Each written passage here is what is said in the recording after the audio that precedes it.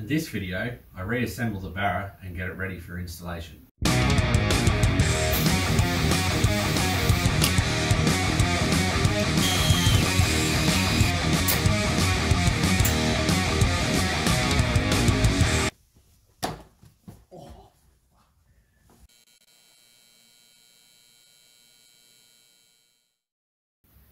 So this video leads off from the previous video where we tore down the Barra and found a leaky valve, and then sent the block and head off to the machine shop to have them cleaned up.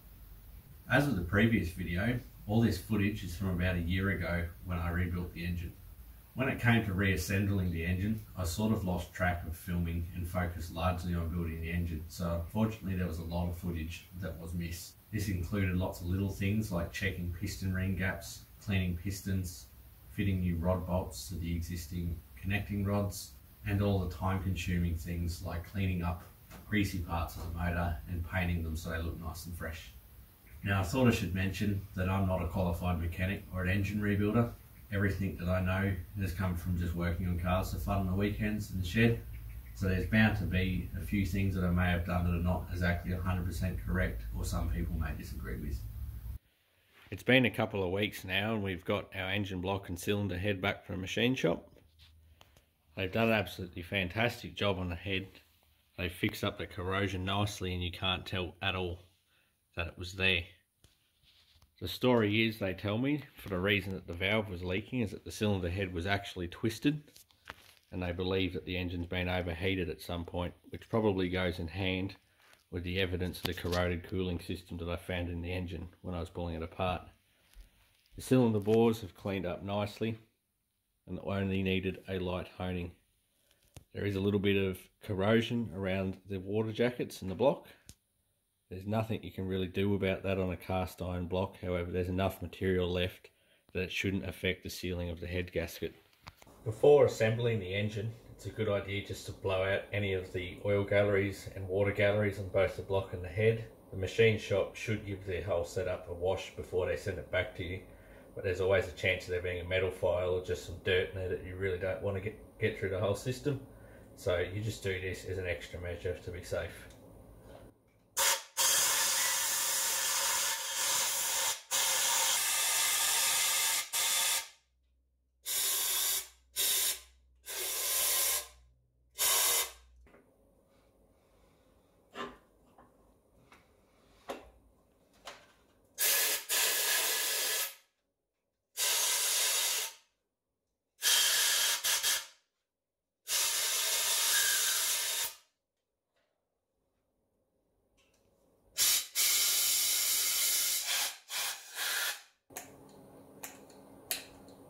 I've just got here a bit of ATF on a white painter's rag to wipe any filth left over from machining out of the cylinder bores. It's pretty standard, you need to clean them out because there'll be a small amount of grit left behind.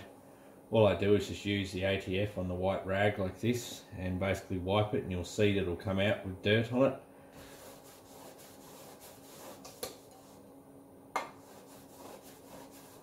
You'll see already all the silver stuff coming out, which is the metal filings.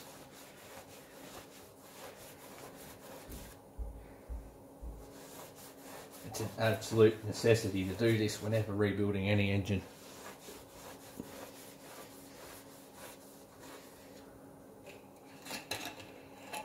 Once I no longer see any dirt coming out on the rag, I'll usually give it a final wipe over with a little bit of acetone or a similar solvent, just to get the remaining automatic fluid out of there.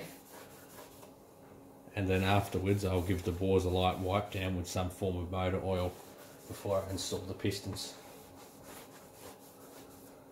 I'm just putting in the crank bearings now so I can fit the crank initially to do a quick test fit on it and check that the clearances are all in spec. These are just a standard Ford bearing and they're not oversized, and there's no wear on the crank that's really visible, so they should be fine. But I just do a check to be sure that it's correct.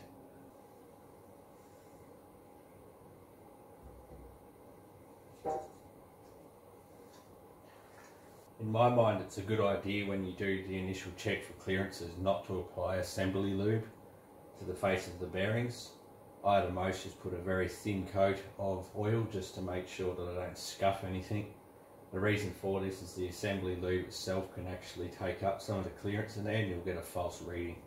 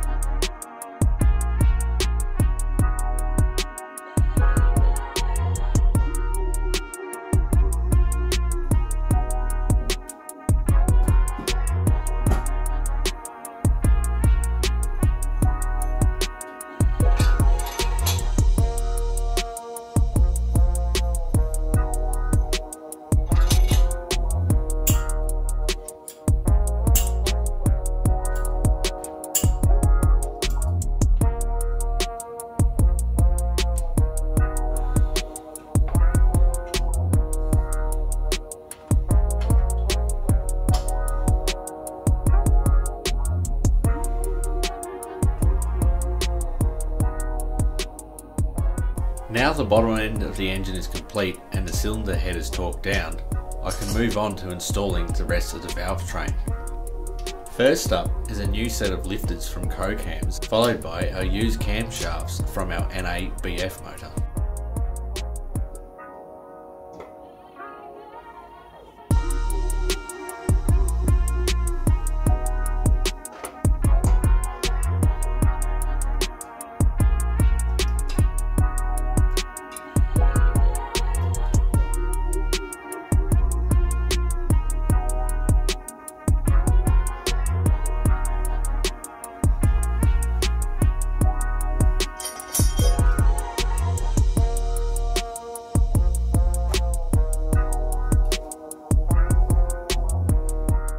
Next, the cam caps are torqued down, taking care to make sure that the camshafts don't rotate due to the pressure of the valve springs against them.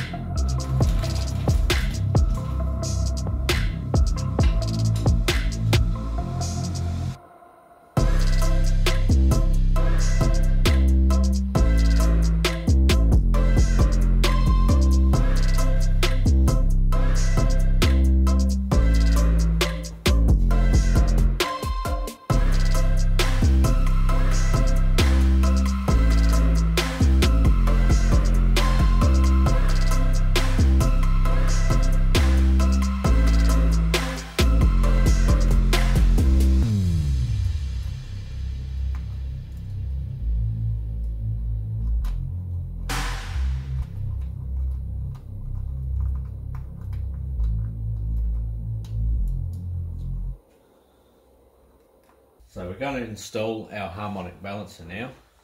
We've got a fresh main seal in the front of the timing cover.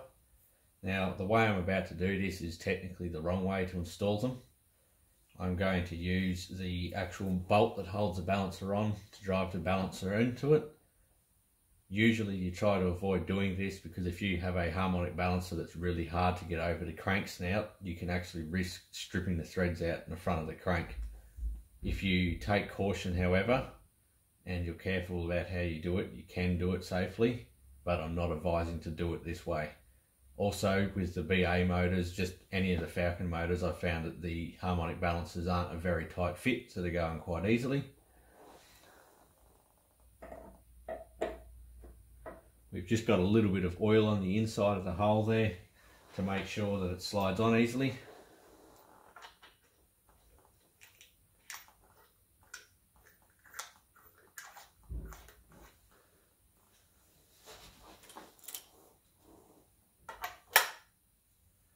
All you do is just very slowly wind, and if it at all starts getting stiff, be careful, because if you put too much stress on it, you can strip the threads. But it should just take an even pressure the whole way on and not much force.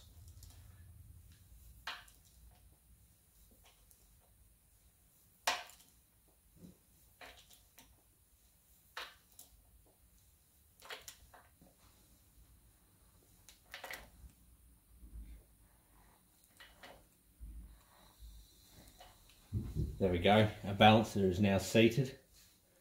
What I usually do at this point is I pull the bolt back out and just put a little bit of sealant behind it to make sure no oil leaks past it. And then I put the bolt back in and torque it up the spec.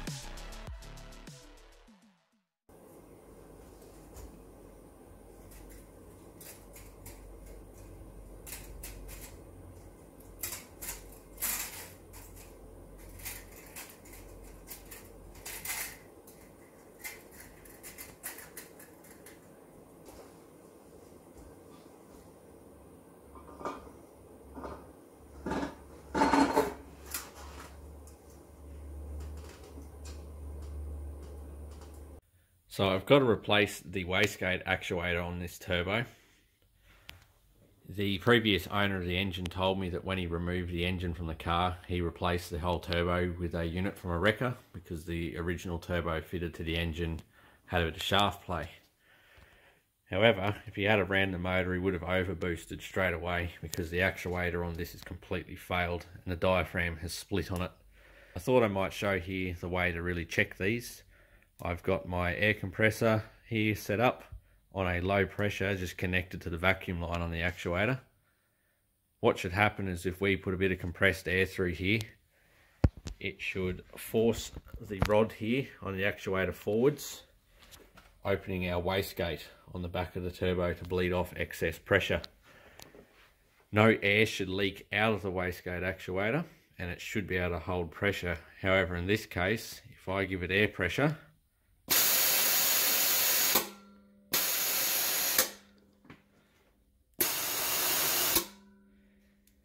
you can hear air just blowing straight through it, which means that the diaphragm has split and failed in the actuator.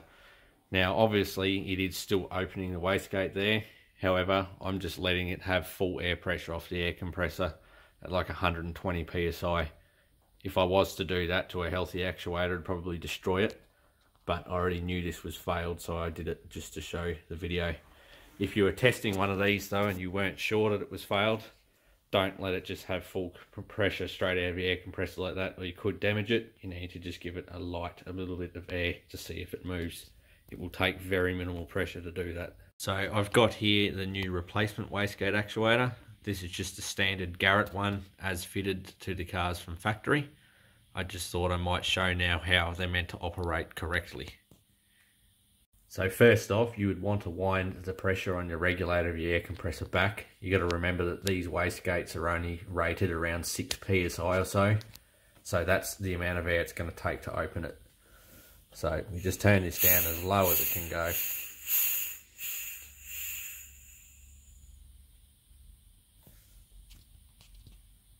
Okay, with our regulator on the compressor set down at a low rating, we'll now let air through and you'll see how it should work. You hear there's no air leaking out of it, and now I've let off the trigger. When I pull this vacuum hose off, air will actually blow back out of it. And then the wastegate actuator will retract back. So that there is a correctly working actuator.